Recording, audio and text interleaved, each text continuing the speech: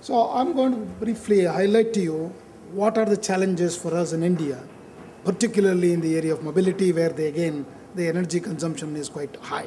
It's going to be quite high, with a very less urban population so far in the world, when compared to the countries which have a large population. Okay, so our urban population is something like 28 to 30% at present. Still, India is very rural. Okay, so United Nations has projected that more than half of the world's population is already now by 2015 is going to live in urban areas. And we have, in many countries, it has already crossed that 50% mark. But in India, we are still very, very at the bottom. That is about 28 to 30% of the people living in urban areas. Urbanization is going to be very mainly in less developed regions of the world. That's mainly in Asia now. And it's going to be very, very slow in developed parts of the world. And with an estimated population of 1.2 billion, as I told you already, we are just growing at 30%. That means we're going to see more and more megacities soon in India. Cities as an engines of growth, as all we know. For example, if we just take the state of Karnataka, the GDP, the contribution from the city of Bangalore is something like 70 to 80%. Okay, that means the entire the generation of wealth is in one city, because the next big city in Karnataka has a population of 1/10 of the city of Bangalore. Bangalore has 8.5 million today, and the next city is the city of Mysore, which is less than 1 million. So this is the kind what we are growing. It's not true. I mean, it's true in every state now. Urban edge is in productivity and labor supply is the human capital which we are now seeing. Urban-based nature of growing sectors like manufacturing and services quite common. Increasing share of GDP sourced from urban areas, as I've given you an example, so we are going to see many now large cities in India. So let's look at that, the global trends of urbanization. Okay, so if you look at it, the global trends of urbanization, urban growth is exponentially growing. Okay, rural now, somewhere here, it is turned, and many people are migrating to the urban areas in search of jobs, education, health, and many other issues. We have seen that in both Hyderabad as well as in Bangalore. Okay, city energy-related carbon dioxide emission, if you look at it, this is the World Bank report, share of cities in the world is quite increasing.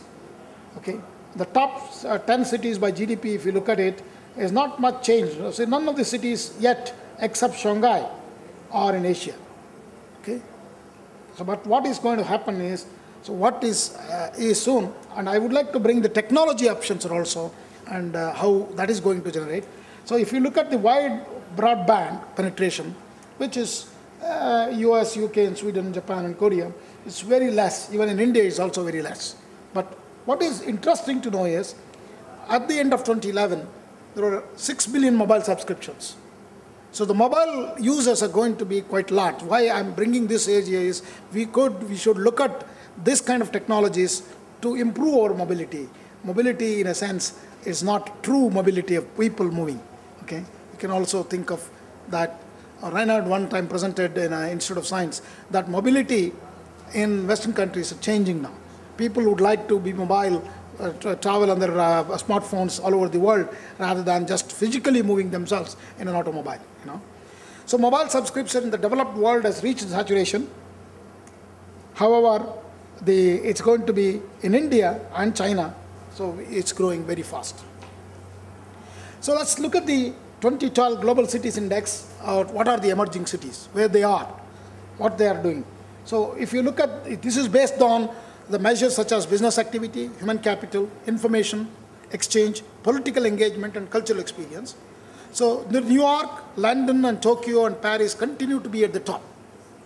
However, Hong Kong, Los Angeles, and Chicago follow the next, that is the 7 positions. And then Seoul, Brussels, and Washington. If you look at here, except the Hong Kong and Seoul, and all of them are still in the developed part of the world. But what is there in the store in the future for us is, this is again outlook for emerging cities, global influence based on their strengths, So the same measures were taken. So what is interesting is Bangalore, Mumbai, and many other cities in India are already put up as they having a high strength as well as high vulnerabilities. Okay?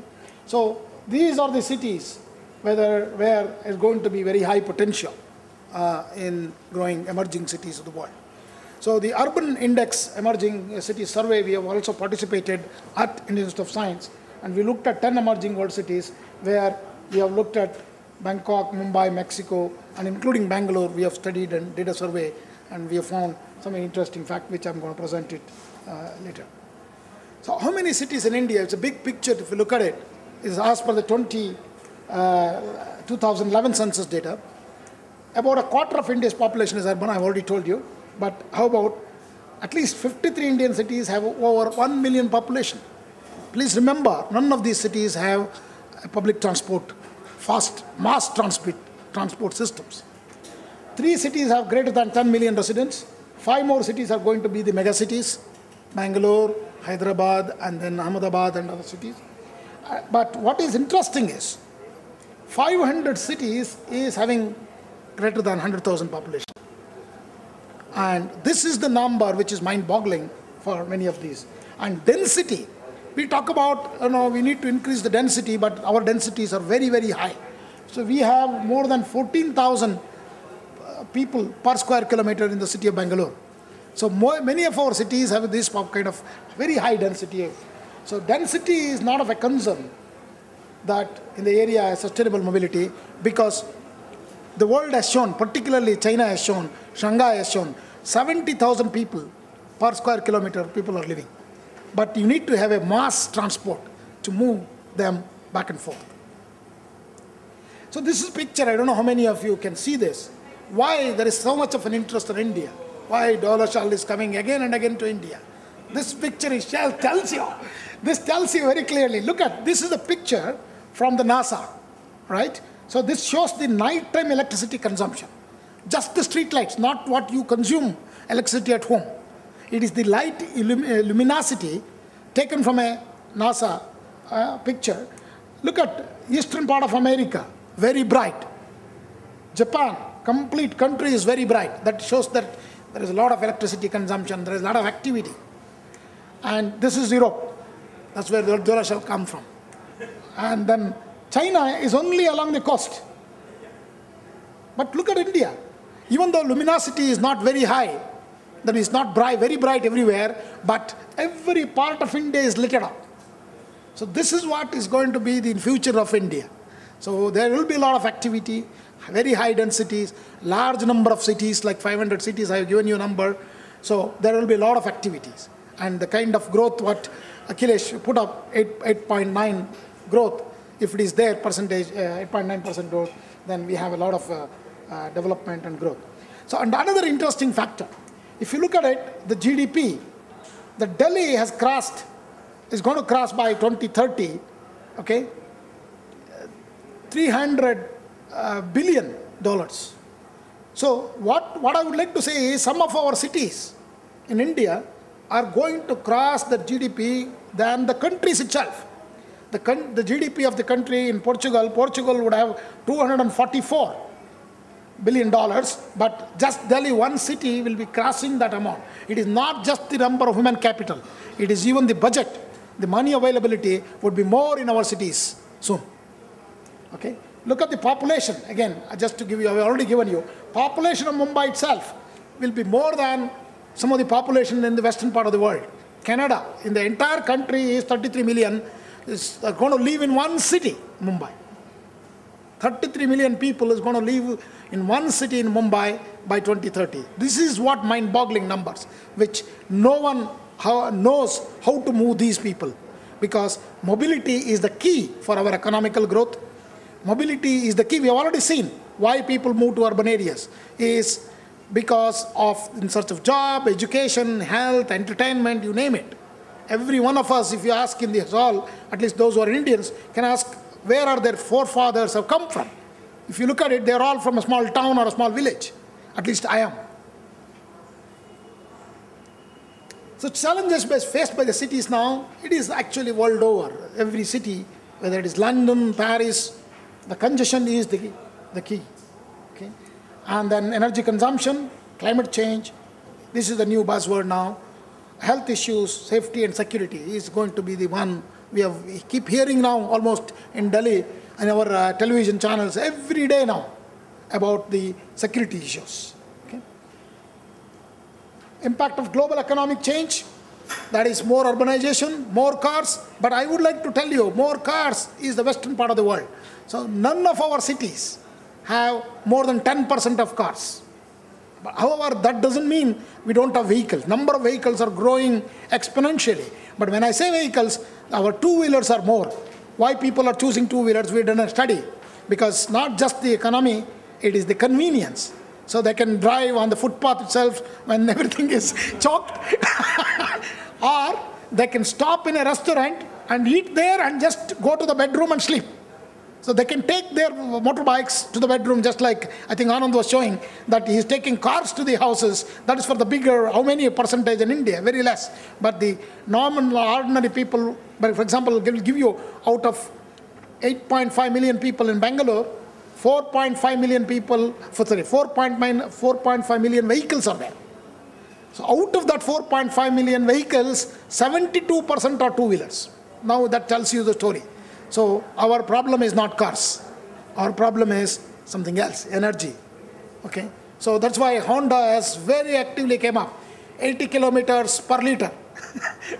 An advertisement, you know. That's the kind of things. The kind of problems are mind-boggling, you see. So here if you see, the entire road is choked. This is in the city of Bangalore. Again, a lot of infrastructural issues. I'll talk about that quickly. And then you can see that everywhere it's dug and we coexist with the building of infrastructure in our cities. Our cities actually, what has happened is, our cities were very small and I'm talking about in British period, very small, and that city is very, very high density. And then there was a outer ring, what is called as cantonment area. Every city in India has a cantonment area. That is actually during British time, it is specifically for elite class or white people, you know. So the big one.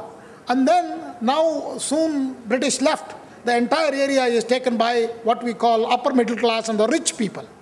That does not change much. And now the cities are growing beyond that, whether it is Hyderabad or Bangalore or anything. No, now we need to look at mobility.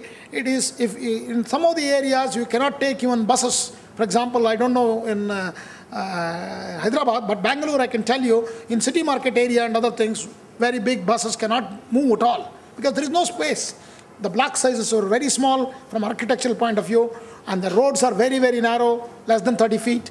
But that is a busy area in the entire city. And the next is, we do have wide roads, which is in the cantonment areas, and then beyond that is sprawled. The city has been sprawled. So we are actually consuming a lot of energy in moving people from one end to the other end.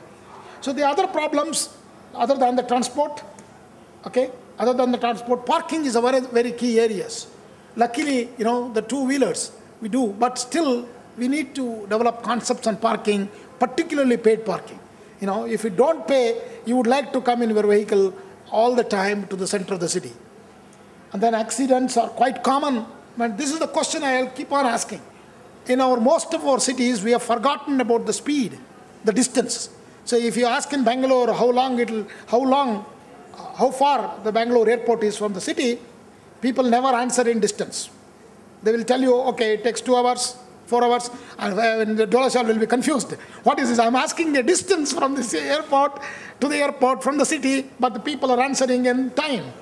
So that's what we have become now common. That is, time is becoming a connoissance than the distance now. So the other urban issues are very quite common. Urban flooding, this is because of the climate change.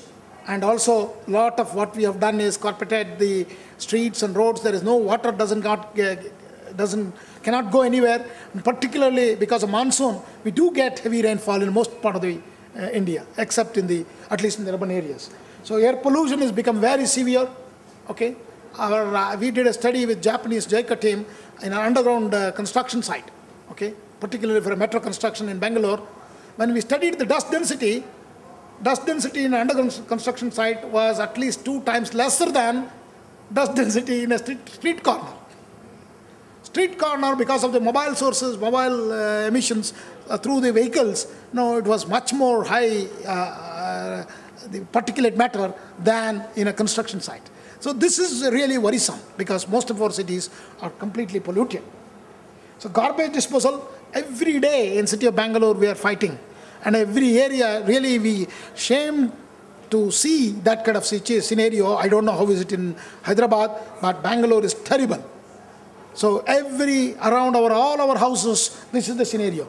Health is going to be, we are going to be only waken up like what happened in Surat. So till that time, I think it's not just the energy we need to look at it.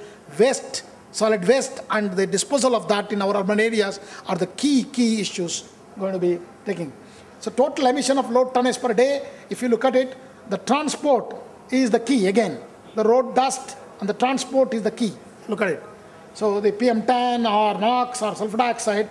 So this is the scenario all the time in Bangalore. This is the people early in the morning, 7 o'clock. This is a photo taken on a Mysore road. Urban mobility basically accounts for 40% of the all carbon dioxide emission. It is not only the energy, it is the pollution also. The culprit is the vehicles. Okay?